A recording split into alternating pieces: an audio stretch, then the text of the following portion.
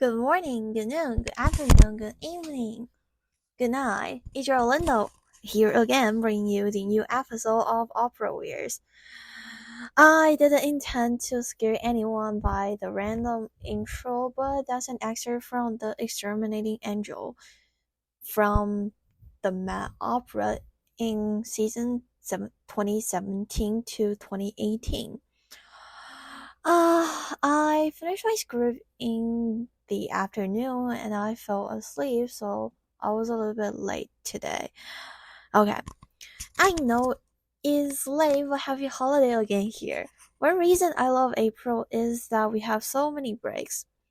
Long story short, The Exterminating Angel is a three-act English opera based on the 1962 film of the same name, The Exterminating Angel. The film is a really interesting one, even though I don't even actually remember much of it, because I watched it all the way when I was in middle school. Trust me, I'll definitely watch it again during my spring break. It is one of the milestones in the history of surrealist cinema. Just a quick definition. Surrealism is the use of shocking, irrational, and absurd imaginary and Freudian dream symbolism to challenge the traditional fixed function of art to represent reality. With that being said, the opera was composed by Thomas Addis with libretto by Tom Cairns and Addis. It premiered in 2016 during the Salzburg Festival in the Mozart's house. And shortly after that, in the 17 to 18 season, the opera was presented at the stage of the Met. Unsurprisingly enough, I was a second grade student back then, but that is a thing that I learned recently, and that actually surprised me because I always thought it was an opera that's composed in the beginning of 21st century before doing any research. I mean, technically, Ellis did have the idea of composing the film into an opera in around 2000s, but he faced copyrights and all sorts of other problems that eventually caused this postponage. In the Met's 2017 performance, soprano Andrew Luna, who performed the role of Leticia, made the history by singing an A above the high C. Singing or hitting this note requires a significant vocal control skill and often extensive training. It is considered one of the highest and most challenging notes for a soprano to perform. And in 2020, they put the opera into a symphony, the Exterminating Angel Symphony, a four-movement orchestral rendering of music from the opera, and it was performed in 2021 during COVID. Honestly, I'm kind of surprised by it because I don't see much we can do from the original opera. I mean, it is a contemporary opera, and the thing is that you can't see much of the element of a qualified symphonical work inside. The rhythm is inside the singing for the most of the times. And one of the comments on the symphony I saw is quotation mark, "It is the most beautiful ugly sound in the world." Let me just quickly play a few excerpts. Please lower the volume if you think you are scared by it.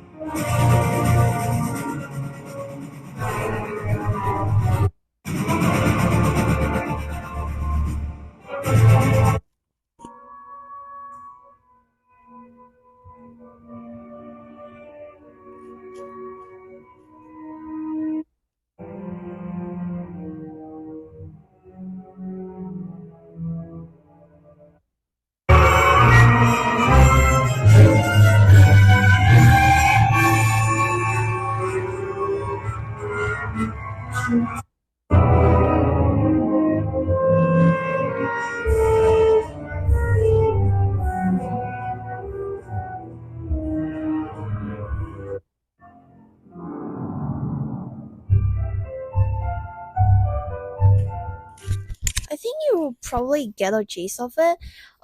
So for this recording credit for YouTube channel called Five Against Four. So it's kind of chaos and have all sorts of what I'm expecting for a contemporary symphony.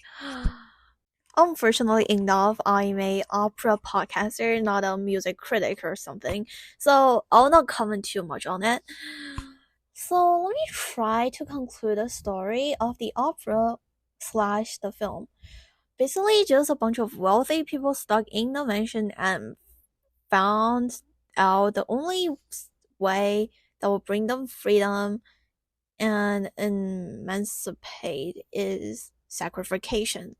Put it into acts. Act 1, the nobles host a dinner for opera singers Leticia. Chaos ensues, a servant flee, and accident happen. Gas insists on more entertainment. Secrets are revealed, and the night descends into confusion. In Act 2, the next morning brings no relief as the guests found themselves trapped. Tension rises and Russell's health deteriorates. Panic sets in as supplies run out and emotions run high. In Act 3, outside of the mansion is quarantine, and the situation inside worsens. The alarm rings, Rochelle is attempted, and sacrifice are suggested for freedom. In a moment of realization, the cycle repeats, leading to eventual liberation for all. I don't have much to say about the performance at the Paris Opera. It's hard for me to say much when I'm not a part of the physical audience, but rather watching it online. I'll do my best and please correct me if you feel something is wrong or you have any other opinion. There is no intermission for this 2-hour opera.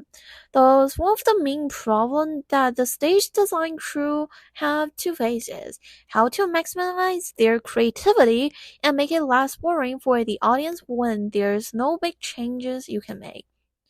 Even though we're in the same stage setting for the whole opera, but not like other mass production that I left negative comments on this year. I would like to say that the Paris Opera does something that's above my expectation. Why?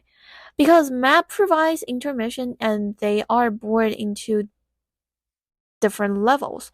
Mass born is there's no visual appeal that lasts for a long time while they are having the same setting for 3 hours. But here, in this situation, the stage design and Sophia Chris, the lighting design Reinhard Trupp, and the costume design in Ingo Kurgler all did a great job of it. You can see the shadow reflecting on the character's struggle. People go from fancy clothes to rags, and how the mansion became a hell.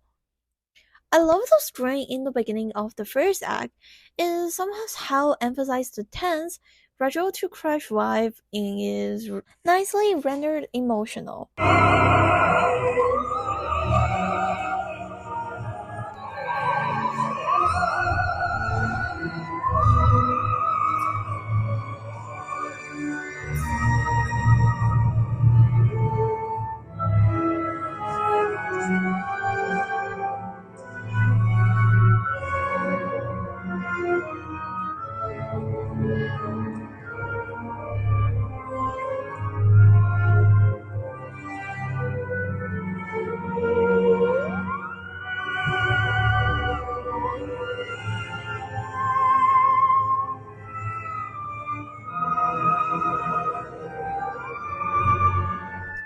I really like this thing, especially the music.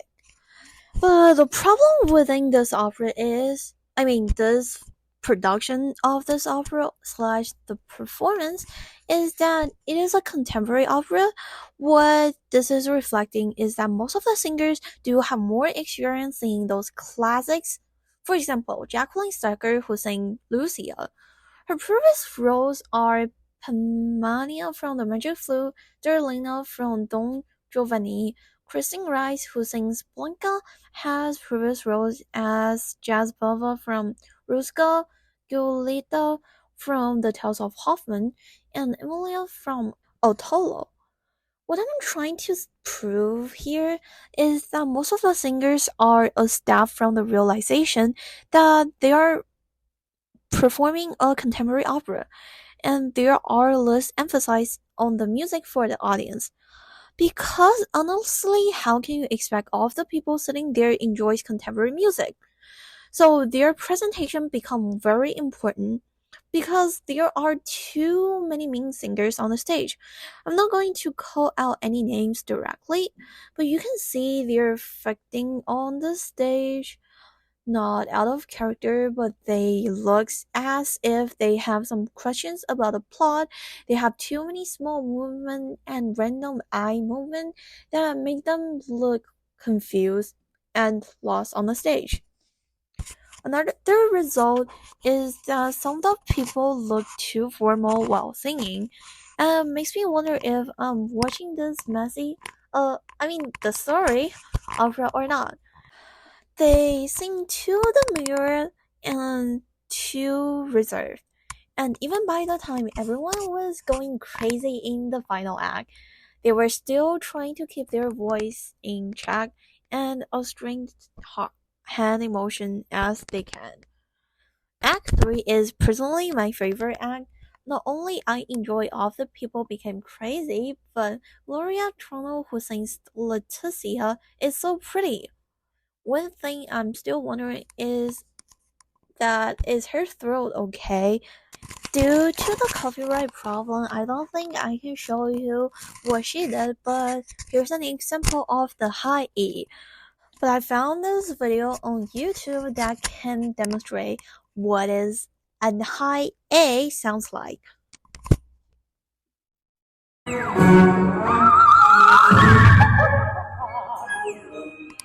My microphone doesn't even have the capability to do that. So, in the price offers version of it, a problem that Gloria faced when she's doing that A over high C, which is a high A, her voice became through. And whether or not it actually would or sounded like it, it was a hard note to reach. She did let it sound out, but I don't think there's any way to avoid her voice receiving damage, and I think she still need more consideration before taking this role. Honestly, I don't have much to say, but wish I can see this opera in person one day. I do think I'll enjoy it. I mean, myself is some sort of crazy, and the opera really interested me. And as always, if you have any question, comment, opinions on what I said, or just want to talk to me, please email aulinatang@gmail.com. It is AULINDATANG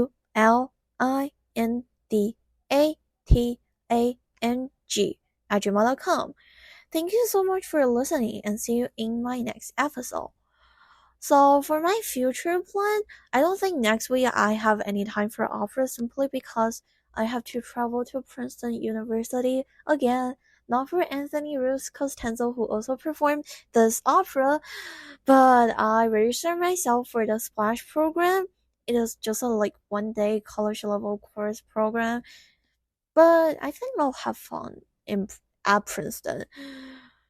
But when I come back next week, I'll probably do the new opera. I mean, it's not new for now because it has been up for 2 weeks. Fire Shut Up in My Bones, and also John Adams and Nino. Since, well, first of all, I love John Adams, and second of all, I did went to Julia Bucklock's version of Nino, and I think that will be a really interesting opera for me to see, since I already have the previous expectation or previous perspective on that. Yeah, that's probably it. So see you in my next episode. Yay!